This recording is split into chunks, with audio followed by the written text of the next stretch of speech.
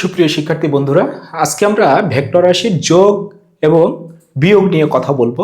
তবে যোগ এবং বিয়োগ নিয়ে কথা বলার আগে আমাদেরকে আগে শিখতে হবে তুমি ছোটবেলা থেকে যে নিয়মে যোগ করে এসেছো বা বিয়োগ করে এসেছো সেই নিয়মে কিন্তু ভেক্টরকে যোগ করা যাবে না।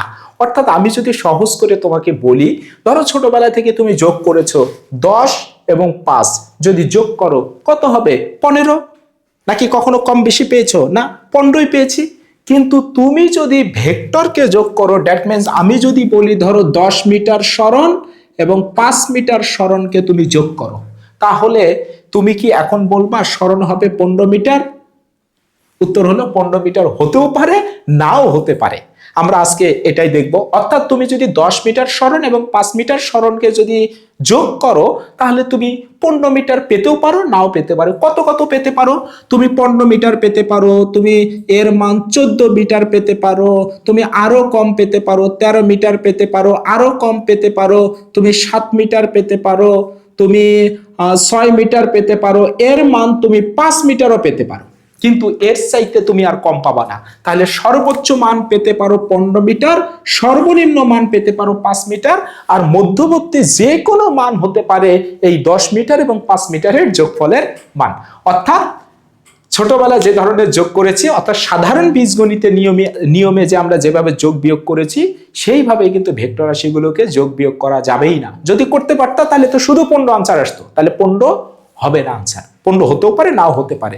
এই রকম মানগুলো হতে পারে যোগফলের মান 10 মিটার এবং 5 মিটারের।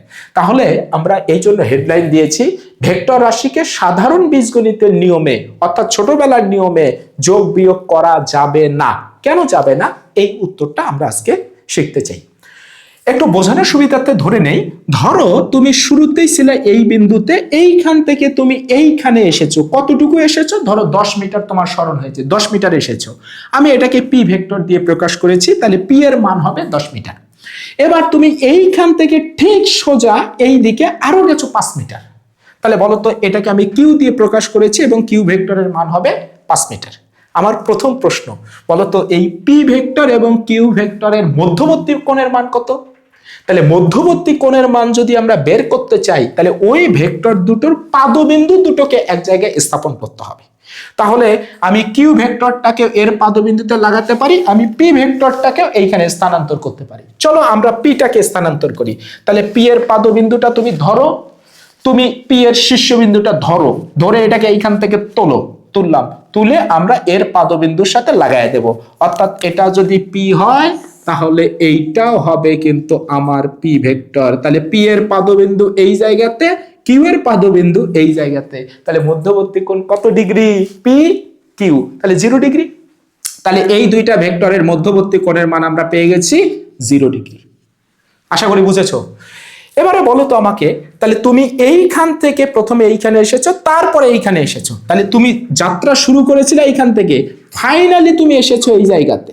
তাহলে তোমার পাদবিন্দু থেকে শীর্ষবিন্দুর সরণ হচ্ছে এইখান থেকে এইটুকু। ওকে, তাহলে বলো তো যোগফলের মান কত হবে? 10 এবং 5, 15 মিটার। বোঝা যাচ্ছে। তাহলে মধ্যবর্তী কোণ যদি 0 ডিগ্রি হয় তাহলে এর মান হবে 15 মিটার।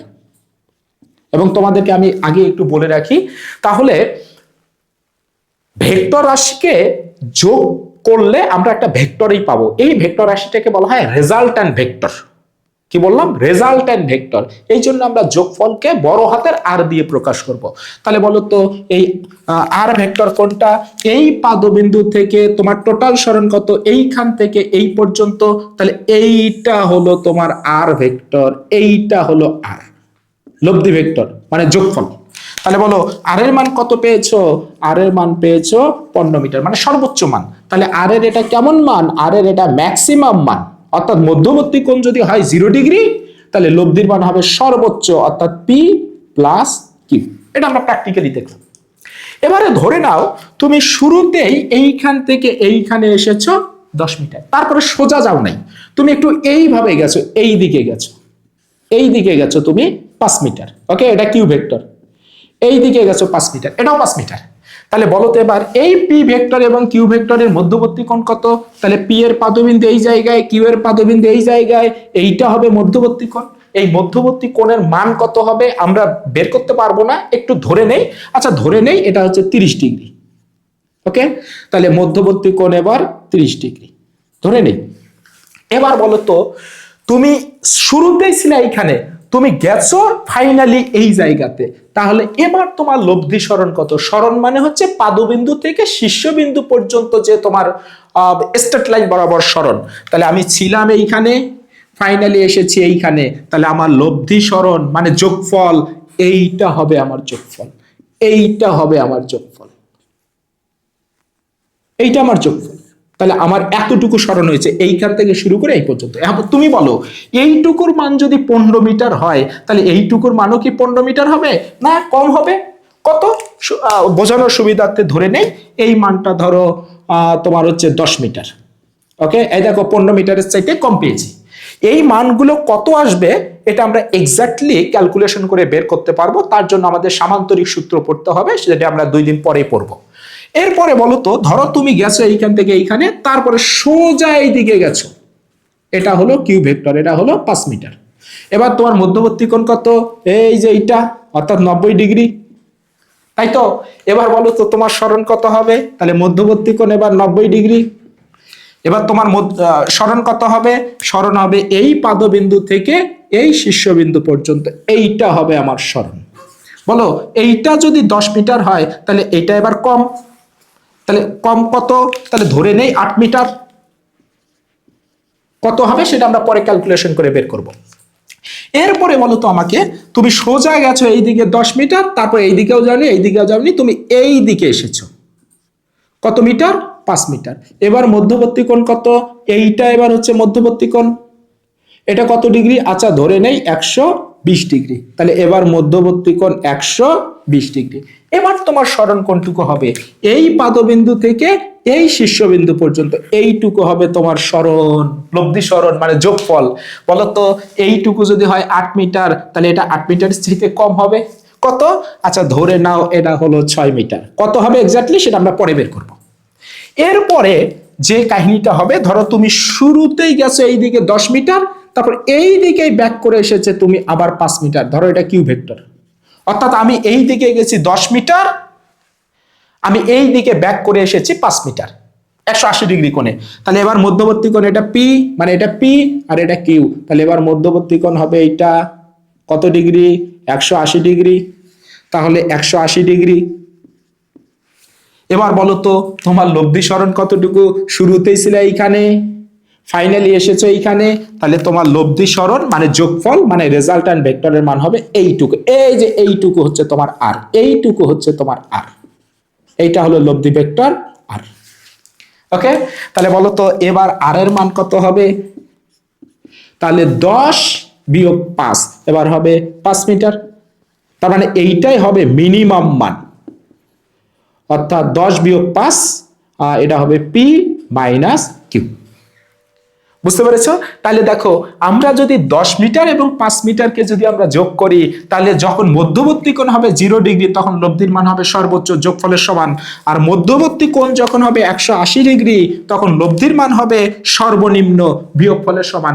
এছাড়া মধ্যবর্তী যে কোনো মান হতে পারে যোগফলের মান, অর্থাৎ 5-এর বড় 6 হতে পারে, 7 হতে পারে, 8, 9, 10, 11, 12, 13, 14 হতে পারে, তারপর 15 হতে পারে সর্বোচ্চ। তাহলে আমাকে বলো তো ভেক্টর রাশিগুলোকে সাধারণ বীজগণিতের নিয়মে যোগ বিয়োগ করা যায়? যায় না।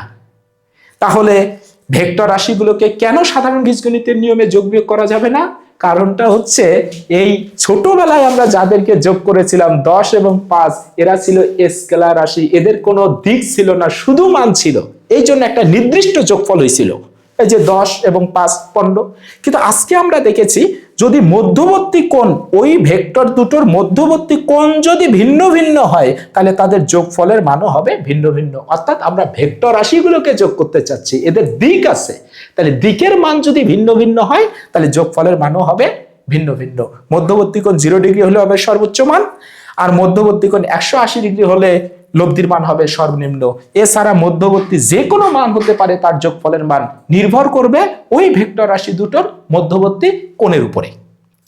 তাহলে তোমাকে যদি আমি একটা সহজ করে প্রশ্ন করি, ধরে নাও তোমার কাছে একটা ভেক্টর আছে, এটার মান 20 নিউটন, আর একটা ভেক্টর রাশি আছে ধরো এটার মান ধরে নাও একটা 20 নিউটন, আর একটা হচ্ছে ধরো 5 নিউটন।